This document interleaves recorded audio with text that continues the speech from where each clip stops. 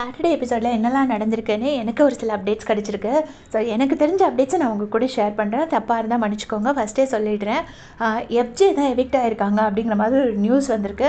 So எனக்கு நிஜமாக ரொம்ப சேட் நியூஸ் தான். எனக்கு எஃப்ஜே ரொம்ப பிடிக்கும். எஃப்ஜேயோட கேம் பிளே ரொம்ப பிடிக்கும். ரொம்ப போல்டு, ஃபியர்லெஸ், பயங்கர கட்ஸ், செம்மையாக ப்ளே பண்ணுவார். ஸோ ஒரு நல்ல போல்டான பர்சன், நல்ல டாஸ்க் பிளேயிங் பர்சன்.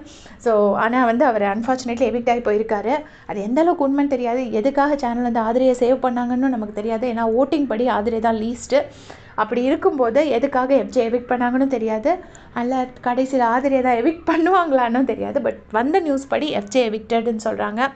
அதுக்கப்புறமா பார்த்திங்கன்னா சாண்ட்ராவுக்கு ரோஸ்ட். எல்லோரும் என்ன சொல்கிறாங்கன்னா பாப்கார்ன் வச்சுட்டு பாருங்கள் ஷோவை அப்படிங்கிறாங்க. அந்த அளவுக்கு வந்து ரோஸ்ட்டு தெளிய வச்சு அடிச்சிருக்காரு. சாண்ட்ராவுக்கு செம்மையான ரோஸ்ட்டு. எதுக்கு சும்மா அழுறீங்க, அப்புறம் எதுக்கு சும்மா கனி மேலே பழி போட்டிங்க, அந்த பாப்பா பாடுற பாட்டு இது எல்லாம் சொன்னால் உங்கள் குழந்தைங்கள மட்டும்தான் சொல்கிறதா, ஏன் அவங்களுக்கு குழந்தைங்க இல்லையா, வினோதுக்கு குழந்தைங்க இல்லையான்னு சொல்லி பயங்கரமான ஒரு ரோஸ்ட்டு கொடுத்துருக்காரு. பிரஜன் இல்லாததுனால விஜய் சாருக்கு பேசுகிறதுக்கு ரொம்ப ஸ்மூத்தாக இருந்திருக்கு. அவருக்கு எந்த கவலையும் இல்லாமல் ஃப்ரீயாக பேசியிருக்காரு. ஓப்பன் பாய் மொத்தமாக போட்டு அடிச்சிருக்காரு. சாண்ட்ராவை நல்லா வெளுத்து விட்டுருக்காரு அப்படின்னு சொல்கிறாங்க. கொடுக்க வேண்டியதான். ஏன்னா அவங்க லாங் டியூ நிறைய நாளைக்கு அவங்க வாங்க வேண்டிய திட்டம் எதையுமே அவங்க வாங்காமல் இருந்ததுனால இன்றைக்கி சேர்த்து வச்சு வாங்கியிருக்காங்க.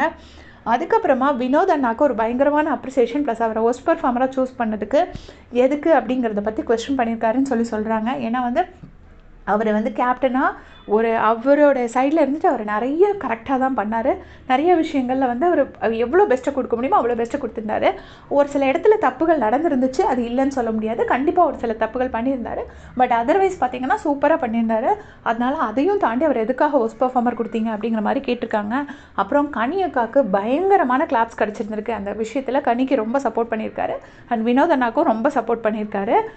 ரெண்டு பேர்த்துக்குமே சரியான கிளாப்ஸ் கிடச்சிருக்கு. அண்ட் திவ்யா கணேஷுக்கும் நிறைய கிளாப்ஸ் கிடச்சிருக்கு அப்படின்னு சொல்கிறாங்க. அது எந்த அளவுக்கு என்ன விஷயத்துக்காக கிளாப்ஸ் கிடச்சிருக்கு அதெல்லாம் எனக்கு தெரியாது. மேபி ஜஸ்ட் சாதாரணமாக பேசும்போது கிளாப்ஸ் வந்துச்சா, இல்லை பர்டிகுலராக ஏதாவது இஷ்யூ டிஸ்கஸ் பண்ணும்போது வந்துச்சா அப்படிங்கிறது தெரியாது.